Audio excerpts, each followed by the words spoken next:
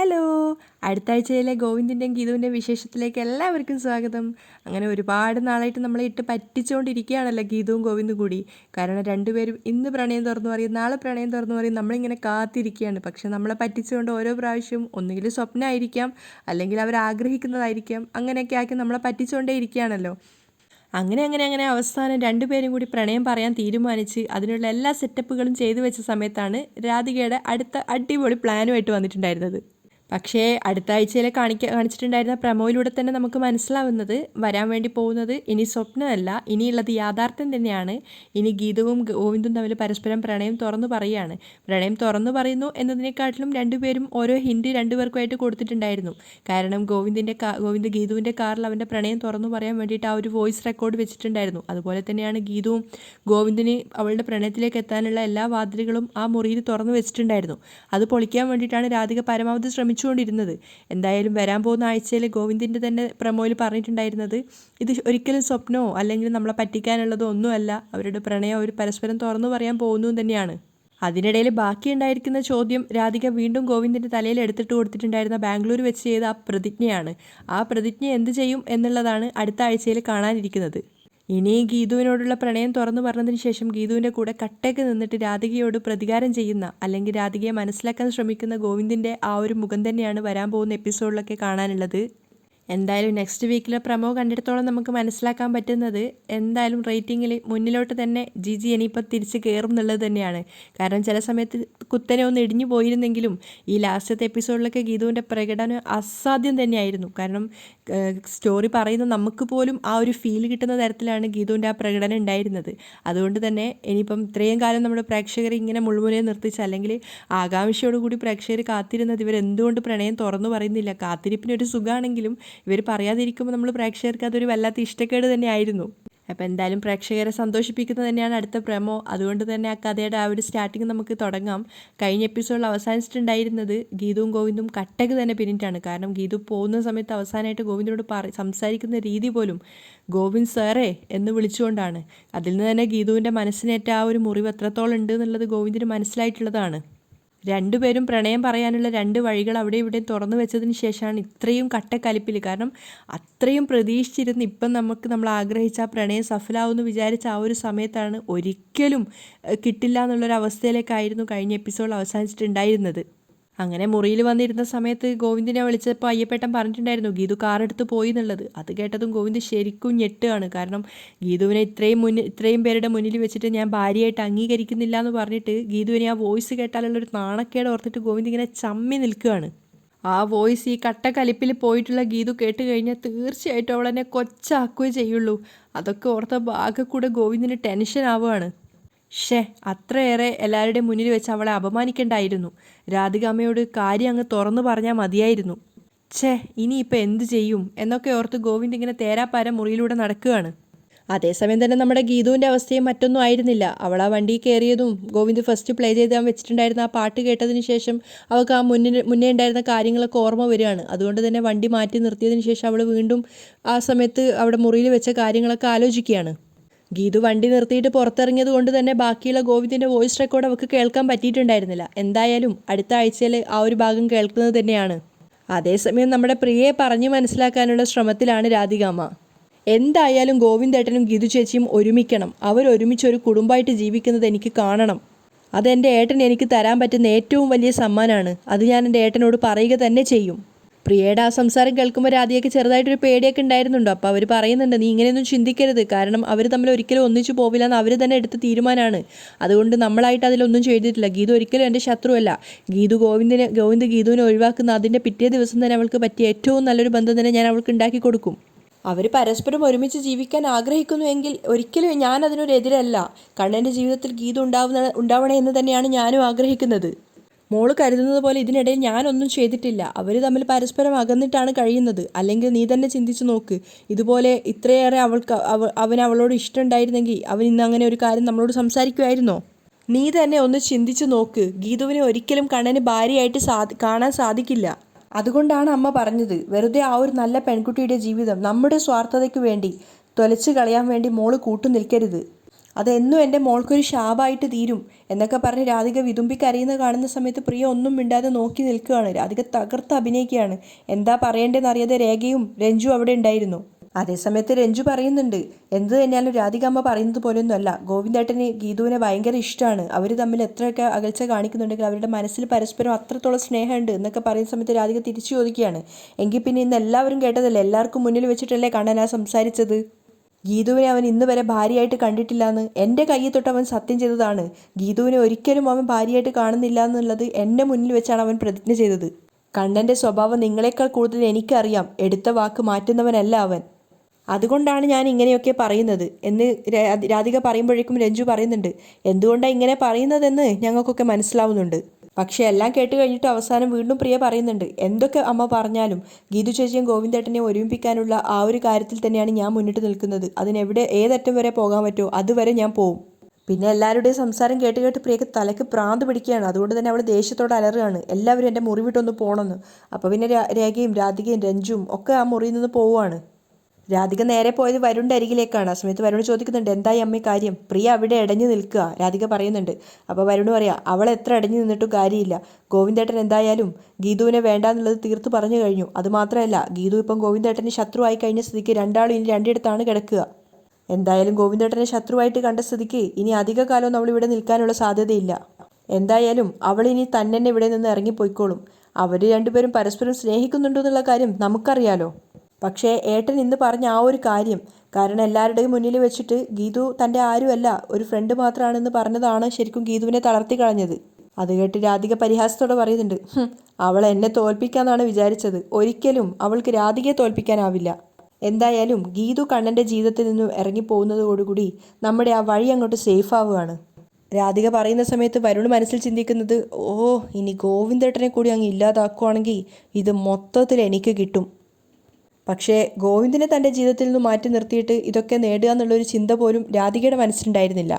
രാധിക അവിടുന്ന് പോയതിനു ശേഷം വരുൺ നേരെ സുവർണയെ വിളിക്കുകയാണ്. അവൻ പറയുന്നുണ്ട്, നമ്മുടെ റൂട്ടൊക്കെ ഏകദേശം ശരിയായി വരുന്നുണ്ട്, അതുകൊണ്ട് ഇനി ഗീതുവിനെ നമുക്ക് കൊല്ലേണ്ട കാര്യമില്ല, ഗോവിന്ദേട്ടനെ ഇല്ലാതാക്കുക, ഗീതുവിനെ കൊല്ലുക എന്ന് പറയുന്നത് കുറച്ച് റിസ്ക്കാണ്, വരാല് പോലെയാ, അവളെ പിടിച്ചാൽ കിട്ടത്തില്ല, അതുകൊണ്ട് ഇനി ഗോവിന്ദേട്ടൻ്റെ കാര്യം നോക്കിയാൽ മതി എന്നാണ് വരുൺ സുവർണയോട് പറയുന്നത്. അതേസമയം നമ്മുടെ ഗീതുവിൻ്റെയും ഗോവിന്ദിൻ്റെയും വിശേഷം എന്താണെന്ന് അറിയണ്ടേ.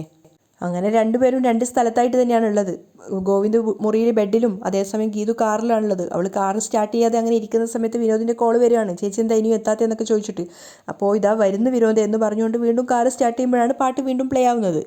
പക്ഷേ ആ പാട്ട് കേൾക്കുന്തോറും ഗീതുവിന് വീണ്ടും വീണ്ടും പഴയ ഓർമ്മകൾ തന്നെ വന്നുകൊണ്ടിരിക്കുന്നത് കൊണ്ട് അവൾ ആ പാട്ടിൻ്റെ ആ പെൻഡ്രൈവ് എടുത്ത് മാറ്റുകയാണ്. അതുകൊണ്ട് തന്നെ ആ പാട്ടിന് ശേഷമുള്ള ഗോവിന്ദിൻ്റെ സംസാരം അവൾക്ക് കേൾക്കാൻ സാധിക്കുന്നുണ്ടായിരുന്നില്ല. അത് എന്തായാലും ഈ ഒരു സാഹചര്യത്തിൽ പെട്ടെന്ന് തന്നെ അത് കേൾക്കുന്നുണ്ടായിരുന്നില്ല ഗീതു, ആ പെൻഡ്രൈവ് എടുത്ത് മാറ്റിയത് കൊണ്ട് തന്നെ. അപ്പോൾ ഗീതു നേരെ ഹോസ്പിറ്റലിലേക്ക് എത്തുകയാണ്. പക്ഷേ ഗീതു ഹോസ്പിറ്റലിലെത്തിയ സമയത്ത് സംസാരിക്കാൻ സാധിച്ചിട്ടുണ്ടായിരുന്ന വിലാസിനി പറയുന്നത് ഗീതുവിനൊപ്പം തന്നെ ഗോവിന്ദിനെയും കാണണമെന്നാണ്. കാരണം നിങ്ങൾ രണ്ടുപേരും ചേർന്നിട്ടാണ് എനിക്ക് ഇങ്ങനെ ഒരു പുതിയ ജീവൻ തന്നതെന്നൊക്കെ പറഞ്ഞിട്ട് അവരിങ്ങനെ വിതുമ്പി കരയാണ്. ഇനി അങ്ങോട്ടുള്ള ജീവിതത്തിൽ നല്ലൊരു മുത്തശ്ശിയായിട്ടും അതുപോലെ ഇന്ന് വരെ എനിക്കൊരു നല്ല അമ്മയായിട്ട് ജീവിക്കാൻ സാധിച്ചിട്ടില്ല. നിൻ്റെ അച്ഛൻ്റെ കൂടെ കൂടിയിട്ട് അയാളുടെ ക്രൂരതക്കൊപ്പം കൂട്ടു നിന്നിട്ട് എനിക്കൊരു നല്ല സ്ത്രീയാവാൻ പോലും സാധിച്ചിട്ടുണ്ടായിരുന്നില്ല. ഇനി അങ്ങോട്ട് എല്ലാ തെറ്റുകൾക്കുള്ള പ്രായശ്ചിത്തന്നോണം നല്ലൊരു അമ്മയും അതുപോലെ നല്ലൊരു മുത്തശ്ശിയൊക്കെ ആയിട്ട് പ്രിയയുടെയും അതുപോലെ തന്നെ ഗീതുവിൻ്റെ ഗോവിന്ദിൻ്റെയൊക്കെ കുഞ്ഞിനെ കളിപ്പിച്ചിട്ടൊരു നല്ല ജീവിതം നയിക്കണം എന്നൊക്കെ ഒരാഗ്രഹം പറയാണ്. നമുക്ക് എന്തെങ്കിലും ഒരു വീഴ്ച വരുമ്പോൾ നമ്മൾ നമ്മുടെ സ്വന്തമാണെന്ന് കരുതുന്നവരൊന്നും നമുക്കൊപ്പം ഉണ്ടാവില്ല എന്നുള്ള സത്യമൊക്കെ യാഥാർത്ഥ്യമൊക്കെ ഞാൻ മനസ്സിലാക്കിയെന്നും അതുകൊണ്ട് ഇനി അങ്ങോട്ട് ഒരു തെറ്റുകളും എൻ്റെ ജീവിതത്തിൽ ഞാൻ ആവർത്തിക്കുന്നില്ല എന്നൊക്കെ വിലാസിനി പറയുന്നുണ്ട്. എനിക്ക് ഈ കിട്ടിയിരിക്കുന്നത് ഒരു രണ്ടാം ജന്മമാണെന്നും അതുകൊണ്ട് ഒരിക്കലും ഇനി ഞാനൊരു പഴയ പോലെ ഒരു ചീത്ത സ്ത്രീയായിട്ട് ജീവിക്കാൻ ആഗ്രഹിക്കുന്നില്ല എന്നൊക്കെയാണ് വിലാസിനി പറയുന്നത്. വീണ്ടും വീണ്ടും ഗോവിന്ദിനെ വിലാസിനെ അന്വേഷിച്ചുകൊണ്ടിരിക്കുന്ന സമയത്ത് ഗീതുവിന് ഈ ഒരു അവസരത്തിൽ അത് പറയാൻ പറ്റുന്ന ഒരു സാഹചര്യം ആയിരുന്നില്ല. കാരണം അമ്മയുടെ ഈ ഒരു വയ്യാത്ത അവസ്ഥയിൽ ഗോവിന്ദുമായിട്ട് ഇങ്ങനെ ഒരു അവസ്ഥയിലുള്ളതെന്ന് ഗീതുവിന് പറയാൻ സാധിക്കുന്നുണ്ടായിരുന്നില്ല. അമ്മ ബോധം തെളിയുകയും സംസാരിക്കുകയും ഒക്കെ ചെയ്തിട്ട് ആ ഒരു സന്തോഷം ഉണ്ടായിരുന്നെങ്കിലും അതിനേക്കാളേറെ ഗീതുവിനെ മനസ്സ് വിഷമിച്ചുകൊണ്ടിരിക്കുന്നുണ്ടായിരുന്നു. അമ്മയുടെ ഈ ഒരു ആഗ്രഹം ഇനി ഒരിക്കലും സാധിക്കില്ല എന്നൊക്കെ പറയണമെന്നൊക്കെ അവൾക്ക് ഉണ്ടായിരുന്നെങ്കിലും അവൾ അതൊന്നും പറയാതെ ഇങ്ങനെ വിഷമത്തോടെ നിൽക്കുകയാണ്. ഗീതു പെട്ടെന്ന് തന്നെ അമ്മയോട് ഞാൻ പിന്നെ വരാം എന്നൊക്കെ പറഞ്ഞിട്ട് അവിടുന്ന് യാത്ര പറഞ്ഞ് ഇറങ്ങാൻ നോക്കുകയാണ്. പക്ഷേ പുറത്തിറങ്ങിയതും അവിടെ ഭദ്രൻ ഉണ്ടായിരുന്നു. ഭദ്രൻ ഇങ്ങനെ തനി സ്വരൂപത്തിൽ തന്നെ ഇങ്ങനെ പറഞ്ഞുകൊണ്ടിരിക്കുകയാണ്, വലിയ ഹോസ്പിറ്റലാണ്, ഇവിടെ ഇങ്ങനെ ICU ഇവർ പിടിച്ചിട്ടിട്ട് അതിന് ഓരോ എക്സ്റേ സ്കാനിങ് അത് ഇതെന്നൊക്കെ പറഞ്ഞിട്ട് ഇവരിങ്ങനെ പൈസ പിഴിയും, അവൾക്ക് ഒരു കുഴപ്പമില്ല, അവൾ ചുമ്മാ കാണിച്ചതല്ലയോ എന്നൊക്കെ പറഞ്ഞ് ഭദ്രൻ ഇങ്ങനെ വിലാസിനെ ഓരോന്ന് പറഞ്ഞുകൊണ്ടിരിക്കുകയാണ്. ഇത് കേട്ടതും ഓക മൊത്തം ദേഷ്യത്തിൽ നിന്നിട്ടുണ്ടായിരുന്ന ഗീതുവിന് കലി കയറുകയാണ്. ഗീതു ദേഷ്യത്തോടെ അയാളോട് പറയുന്നുണ്ട്, അച്ഛനൊന്ന് ചുമ്മാതിരിക്കുന്നുണ്ടോ, അച്ഛന് പറ്റുന്നില്ലെങ്കിൽ അച്ഛനെ പാട് നോക്കിപ്പോ, ഞങ്ങൾ മക്കൾ നോക്കിക്കോളാം അമ്മേ എന്നൊക്കെ പറഞ്ഞ് ദേഷ്യത്തോടെ സംസാരിക്കുകയാണ്. ഇങ്ങനെ ഒരു അച്ഛനെ ഒരു മക്കൾക്കും കിട്ടിയിട്ടുണ്ടാവില്ല എന്നൊക്കെ പറഞ്ഞ് ഗീതു അയാളോട് പൊട്ടിത്തെറിക്കുകയാണ്. നാണുണ്ടോ അച്ഛന്? അമ്മയുടെ ഈ ഒരു അവസ്ഥയെ പോലും അച്ഛൻ ഇങ്ങനെ പണത്തിനോട് കണക്കും പറഞ്ഞ് ഇവിടെ നിൽക്കുന്നത്, അച്ഛൻ ഇവിടെ നിൽക്കണമെന്ന് പോലും ഞങ്ങൾക്കില്ല എന്നൊക്കെ പറഞ്ഞ് ഗീതു പൊട്ടിത്തെറിക്കുകയാണ്. ആകെ അച്ഛന് പൈസ പൈസ പൈസ എന്നുള്ളൊരു ചിന്ത മാത്രമേ ഉള്ളൂ. ഒരു ചില്ലിക്കാശ് പോലും എൻ്റെ ഭാഗത്ത് നിന്ന് കിട്ടുമെന്ന് അച്ഛൻ വിചാരിക്കേണ്ട. അപ്പോൾ ഭദ്രൻ തിരിച്ചു പറയുന്നുണ്ട്, അതിന് നീ എനിക്ക് തരണ്ടടി, എനിക്കെൻ്റെ മരുമോൻ തരും എന്നൊക്കെ പറയുന്ന സമയത്ത് ഗീതു പിറുവിറുക്കുന്നുണ്ട്. മരുമോൻ എന്നുള്ള പദവിയൊക്കെ പോയി അച്ഛാ എന്ന് പറഞ്ഞുകൊണ്ട് ഗീതു അവിടുന്ന് ദേഷ്യത്തോടെ കണ്ണ് നിറഞ്ഞിട്ട് ഇറങ്ങിപ്പോവാണ്. പുറത്തിറങ്ങിയതും ഗീതു വിചാരിക്കുന്നുണ്ട്, എന്തായാലും ഗോവിന്ദുമായിട്ട് മീറ്റ് ചെയ്യുക തന്നെ വേണം. കാരണം ഒരുപക്ഷെ താൻ അവിടെ മുറിയിൽ വെച്ചിട്ടുള്ള തൻ്റെ പ്രണയം ഗോവിന്ദ് അറിയുകയാണെങ്കിൽ തന്നെ ഗോവിന്ദ് നേരിട്ട് വന്നിട്ട്, അതായത് രാധികാമ്മയുടെ മുന്നിൽ വെച്ചിട്ട് ഈ പറഞ്ഞതൊക്കെ പിൻവലിച്ചിട്ട് പ്രതിജ്ഞ മാറ്റി പറഞ്ഞിട്ട് ശേഷം അല്ലാതെ ഗോവിന്ദുമായിട്ട് ഒരു കമ്പനിയും ഇല്ലാന്ന് ഗീതു ഉറപ്പിച്ച് തീരുമാനിക്കുകയാണ്. ഏയ് അങ്ങനെയൊന്നും സംഭവിക്കില്ല, എൻ്റെ മനസ്സിൽ മാത്രമേ അങ്ങനെ ഒരു ഇഷ്ടം ഉണ്ടാവൂ, കണ്ണേട്ടൻ്റെ മനസ്സിൽ അങ്ങനെയൊന്നും ഇല്ലാന്ന് കണ്ണേട്ടൻ തന്നെ എല്ലാവരും കേൾക്കെ പറഞ്ഞല്ലോ, അതുകൊണ്ട് എനിക്ക് അങ്ങനെ ഒരു അബദ്ധം പറ്റിപ്പോയതാണെന്ന് കണ്ണേട്ടനോട് തുറന്നു പറഞ്ഞാൽ മതി. എന്തായാലും എനിക്ക് അബദ്ധം പറ്റിയതാണെന്ന് തുറന്നു പറഞ്ഞുകൊണ്ട് ഈ പ്രശ്നം ഇവിടെ അവസാനിപ്പിക്കാം എന്നൊക്കെ ചിന്തിച്ചാണ് ഗീതു കാറും എടുത്തുകൊണ്ട് അവിടുന്ന് പോകുന്നത്. എൻ്റെ ഉള്ളിൽ മാത്രമേ കണ്ണേട്ടനോട് പ്രണയമുള്ളൂ, കണ്ണേട്ടൻ തിരിച്ചിങ്ങോട്ടില്ല, ഞാനെന്തിനാ സങ്കടപ്പെടുന്നത്, എനിക്കെന്തിനാ സങ്കടപ്പെടേണ്ട ആവശ്യം എന്നൊക്കെ പറഞ്ഞ് സ്വയം മനസ്സിനെ പറഞ്ഞ് ഗീതു പരമാവധി ശ്രമിക്കുകയാണ് ഒരു കുഴപ്പമില്ല എന്നൊക്കെ. പക്ഷെ എത്രത്തോളാണെങ്കിൽ നമ്മൾ പ്രണയിച്ച ഒരാൾ ഇങ്ങനെയൊക്കെ പറയുന്നത് കേൾക്കുമ്പോൾ നമ്മുടെ ഉള്ളിൽ ആ ഒരു സങ്കടം അങ്ങനെ തന്നെ ഉണ്ടാവുമല്ലോ. സ്വയം എന്തൊക്കെ പറഞ്ഞിട്ട് ചിരിക്കാൻ ശ്രമിക്കുമ്പോഴും ഗീതുവിൻ്റെ ഉള്ളിൽ കരയാണെന്ന് കാണുന്നവർക്ക് മനസ്സിലാവും. അങ്ങനെ ഗീതു വീണ്ടും കാറ് സ്റ്റാർട്ട് ചെയ്ത സമയത്ത് പെൻഡ്രൈവ് ഓൺ ആവുകയാണ്. ആ സമയത്ത് വീണ്ടും ആ പാട്ടിൻ്റെ സ്റ്റാർട്ടിങ് തൊട്ട് കേൾക്കുന്ന സമയത്ത് ഗീതു വിചാരിക്കുന്നുണ്ട്, എന്തിനാ ഈ പാട്ടിനോട് വീണ്ടും ഒരു അകൽച്ച കാണിക്കുന്നത്, പാട്ടെന്ത് തെറ്റ് ചെയ്തിട്ടാ, അങ്ങേരല്ലേ തെറ്റ് ചെയ്തതെന്നൊക്കെ വിചാരിച്ച് ഗീതു ആ പാട്ട് മുഴുവനായിട്ട് കേൾക്കുകയാണ്. ആ പാട്ട് കേട്ട് കഴിഞ്ഞതും ഗോവിന്ദിൻ്റെ ശബ്ദമാണ് അടുത്തതായിട്ട് പ്ലേ ആവുന്നത്. പെട്ടെന്ന് തന്നെ ഗീതു ശരിക്കും ഷോക്കായി പോയി. ആ ഒരു സന്തോഷം കൊണ്ട് അവൾ വണ്ടി അവിടെ പാർക്ക് ചെയ്തിട്ട് ബാക്കിയുള്ള വോയിസ് കൂടെ കേൾക്കുകയാണ്. ആ വോയിസ് കേട്ടത് ശരിക്കും ഗീതു പ്രതീക്ഷിക്കാത്തൊരു സന്തോഷത്തിലാണ് ഉണ്ടായിരുന്നത്. കാരണം ആകാശത്ത് കൂടെ പറക്കുന്നൊരവസ്ഥയിലാണ് ഗീതു ഉണ്ടായിരുന്നത്, ഭൂമിയിലൊന്നും ആയിരുന്നില്ല അവൾ. ആ വോയിസ് മുഴുവൻ കേട്ടതിന് ശേഷം ഗീതുവിൻ്റെ കണ്ണൊക്കെ നിറയാണ്. ഇപ്പം തന്നെ എനിക്ക് എൻ്റെ കണ്ണേട്ടനെ കാണണം എന്നൊക്കെ ഉള്ളൊരു അവസ്ഥയിലായിരുന്നു ആ സമയത്ത് ഗീതു. അതേസമയം തന്നെ മുറിയിലാണെങ്കിൽ ഗോവിന്ദ് വിചാരിക്കുന്നുണ്ട്, ഒന്ന് വാഷ്റൂമിലൊക്കെ കയറി മുഖമൊക്കെ ഒന്ന് കഴുകാമെന്നൊക്കെ വിചാരിച്ചിട്ട് വാഷ്റൂമിലേക്ക് പോവുകയാണ്. പക്ഷേ വാഷ്റൂമിലെത്തിയതും ഗോവിന്ദ് നോക്കുമ്പോൾ അവിടെ ഫ്ലവർ വേസ് എന്ന് എഴുതി വെച്ചിട്ട് കാണുന്നുണ്ടായിരുന്നു. ആ സമയത്ത് ഗോവിന്ദ് വിചാരിക്കുകയാണ്, അവന് പെട്ടെന്ന് കാര്യം മനസ്സിലായി, പക്ഷെ എന്തോ ഒരു ഹിൻ്റാണ് അത് എന്നുള്ളത് തോന്നിയത് കൊണ്ട് തന്നെ അവൻ പുറത്തിറങ്ങി വന്നിട്ട് ആ ഫ്ലവർ വേസ് എടുത്ത് നോക്കുകയാണ്. അങ്ങനെ ഫ്ലവർ വേസ് എടുത്ത് നോക്കുന്ന സമയത്ത് ബെഡിന് ഇത് കീഴേ എന്നുള്ളത് കാണുന്നുണ്ടായിരുന്നു. അപ്പോൾ ആ സമയത്ത് അവനൊന്നും മനസ്സിലാവാതെ അവൻ ബെഡൊക്കെ എടുത്ത് പൊക്കി നോക്കുകയാണ്. അതിൻ്റെ ബെഡ്ഷീറ്റും കവറും ഒക്കെ മാറ്റി അവസാനം ബെഡ് തന്നെ പൊക്കുന്ന സമയത്ത് അതിനിടയിൽ വീണ്ടും ഒരു പേപ്പർ കാണുകയാണ്. അപ്പോൾ ബെഡിനടിയിൽ തുറന്നു നോക്കുന്ന സമയത്ത് അതിൻ്റെ കൂടെയുള്ള ആ പേപ്പറിൻ്റെ കൂടെ തന്നെ ഷോക്കേസിൻ്റെ കീയും ഉണ്ടായിരുന്നു. ഷോക്കേസിൽ ടെഡ്ഡി ബെയർ എന്ന് എഴുതി വെച്ചിട്ടുണ്ടായിരുന്നു. അതുകൊണ്ട് തന്നെ ആ ഷോക്കേസ് അവൻ തുറക്കുന്നതും ഫസ്റ്റ് തന്നെ കാണുന്നത് ആ ഷോക്കേസിൽ വെച്ചിട്ടുള്ള ടെഡ്ഡി ബെയറും അതിൻ്റെ കയ്യിലായിട്ട് വെച്ചിട്ടുണ്ടായിരുന്ന പേപ്പറുമാണ്. ശരിക്കും ആ പേപ്പർ എടുത്ത് വായിച്ചതും ഗോവിന്ദ് ആകെ എന്താ പറയുക, വേറൊരു ലോകത്തെത്തിയ അവസ്ഥയാണ്. കാരണം അതിനേക്കാളേറെ ചമ്മലും തോന്നുകയാണ്. കാരണം ഗീതു അവളുടെ പ്രണയ അവസാനം തുറന്നു പറഞ്ഞിരിക്കുകയാണ്. പക്ഷേ താനാണെങ്കിൽ ഗീതുവിനെ വേണ്ടാന്ന് പറയുകയും ചെയ്തു എല്ലാവരുടെയും മുന്നിൽ വെച്ച്. ഗീതു ആ സമയത്ത് അത്രയും ഹാർഷായിട്ട് സംസാരിച്ചതിൻ്റെ ആ ഒരു കാരണമൊക്കെ ഇപ്പോഴാണ് ഗോവിന്ദിന് മനസ്സിലായത്. കാരണം പ്രണയം പറയാൻ വന്ന തൻ്റെ അടുത്ത് അത്രയും റൂഡായിട്ട് ഗോവിന്ദ് സംസാരിച്ചപ്പോൾ ഉണ്ടായിരുന്ന ആ ഒരു ദേഷ്യമാണെന്ന് ഗോവിന്ദിന് മനസ്സിലാവുകയാണ്. അതുപോലെ തന്നെയാണ് ഗോവിന്ദിനും ഗീതുവിനെ ആ സമയത്ത് തന്നെ കാണാൻ തോന്നുകയാണ്. കാരണം അത്രയേറെ ഒരു ആകാംക്ഷയോട് കൂടിയാണ് നിൽക്കുന്നത്, ഗീതുവിനെ കാണാനുള്ള ആ ഒരു വീർപ്പുമുട്ടലോട് കൂടി. അപ്പോൾ എന്തായാലും ഗീതു ഹോസ്പിറ്റലിലേക്ക് പോയെന്ന് അറിയുന്നത് കൊണ്ട് തന്നെ ഗീതുവിനെ ഫോൺ വിളിച്ചിട്ട് ചോദിക്കുകയാണ് എവിടെയുള്ളതെന്ന് ചോദിക്കുന്ന സമയത്ത് ഗീതു കോൾ എടുത്തിട്ട് പറയുന്നുണ്ട് ഞാൻ ഇന്ന സ്ഥലത്തുണ്ടെന്ന് പറയുന്നത് കൊണ്ട് തന്നെ ഗോവിന്ദ് നേരെ അങ്ങോട്ടേക്കാണ് പോകുന്നത്. കാരണം രണ്ടുപേരും ഒരുമിച്ച് ആ എത്തിയൊരു സമയം ശരിക്കും പറഞ്ഞു കഴിഞ്ഞാൽ ഇത്രയും കാലം നമ്മൾ പ്രേക്ഷകർ കാത്തിരുന്ന ആ ഒരു മുഹൂർത്തം തന്നെയാണ്. അവർ നേരെ രണ്ടുപേരും പരസ്പരം കണ്ടുമുട്ടുന്ന സമയത്ത് ആ ഒരു ഹഗ്ഗും അതിനൊപ്പം തന്നെ ഗോവിന്ദിൻ്റെ ആ വാക്കുകളാണ് വരുന്നത്, നിനക്കെൻ്റെ ഭാര്യ അവൻ സമ്മതമാണോ, അതേ എന്നുള്ള ആ ഒരു മറുപടിയും ആ ഒരു ഇത് മാത്രമാണ് ആ പശ്ചാത്തലമായിട്ട് കേൾക്കുന്നത്. ബാക്കിയുള്ള അവരുടെ എല്ലാ പ്രണയങ്ങളും അവർ ആ വോയിസ് കൂടെയും അതുപോലെ തന്നെ ആ കത്തിലൂടെയും പറഞ്ഞു കഴിഞ്ഞു. അങ്ങനെ കെട്ടിപ്പിടിച്ചിട്ട് അവർ രണ്ടുപേരും ഒരുപാട് നേരം പൊട്ടിക്കരയാണ്. കാരണം അത്രയേറെ അവർ ആഗ്രഹിച്ച ആ ഒരു ശുഭമുഹൂർത്തമായിരുന്നു അത്. അങ്ങനെ ഗീതുവിനോട് അവളുടെ കാർ അവിടെ വെക്കാൻ പറഞ്ഞിട്ട് ഗോവിന്ദ് അവൻ്റെ കാറിൽ തന്നെ ഗീതുവിനെയും കൂട്ടിക്കൊണ്ട് വീട്ടിലേക്ക് വരികയാണ്. അതിനിടയിൽ അവർ ഒരുപാട് പ്രാവശ്യം കണ്ണുകൾ കൊണ്ട് പരസ്പരം പ്രണയം കൈമാറിക്കൊണ്ടിരിക്കുന്നുണ്ട്. പക്ഷേ വീട്ടിലെത്തിയപ്പോൾ നേരെ തിരിച്ചായിരുന്നു അവസ്ഥ. ഗീതുവിനെയും ഗോവിന്ദിനെയും രണ്ട് മുറിയിലാക്കാൻ വേണ്ടിയിട്ടുള്ള ആ ഒരു പരിപാടി തുടങ്ങിയിട്ടുണ്ടായിരുന്നു രാധികാമ്മ.